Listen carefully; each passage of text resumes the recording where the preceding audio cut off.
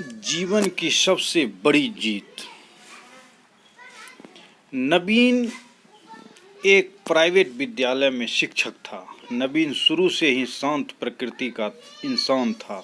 एक दिन कक्षा में पढ़ाते हुए किसी बच्चे पर उसे गुस्सा आ गया और उसने उस बच्चे को डांट दिया। बच्चे को अपना अपमान बर्दाश्त नहीं हुआ। उसने अपनी कॉपी फाड़ दी और नवीन के सवालों का जवाब नहीं दिया। नवीन ने इसके लिए न तो उस बच्चे को कोई सजा दी और न ही इसकी शिकायत पाठशाला प्रबंधन और न ही उस बच्चे के अभिभावकों से की। इस घटना से नवीन के दिल को बहुत ठेस पहुंची और उस बच्चे के प्रति उसका व्यवहार बदल गया। उसने फिर कभी उस बच्चे को कुछ नहीं कहा।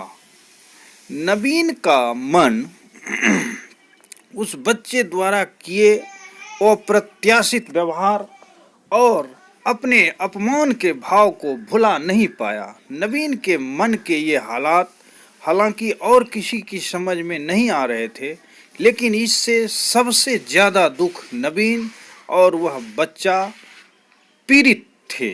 खुद उस बच्चे ने नवीन से पूछा, सर आप सबको उनकी गलतियों के लिए डांटते हैं, लेकिन मुझे क्यों नहीं डांटते?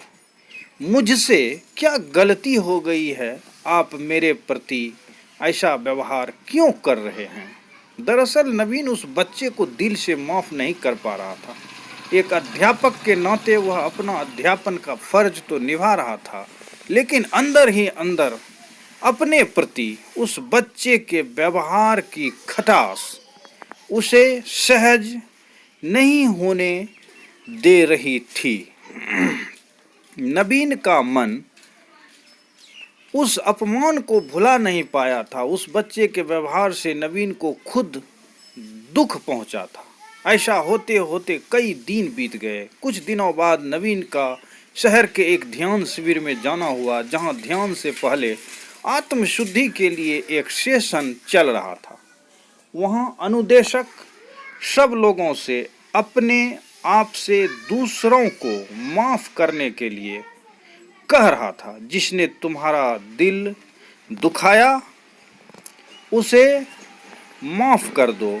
उसकी गलतियों की सज़ा भगवान खुद देगा। तुम उसे माफ़ न करके अपने आप को पीड़ा दे रहे हो। माफ़ कर दो और अपने मन का बोझ हल्का कर दो।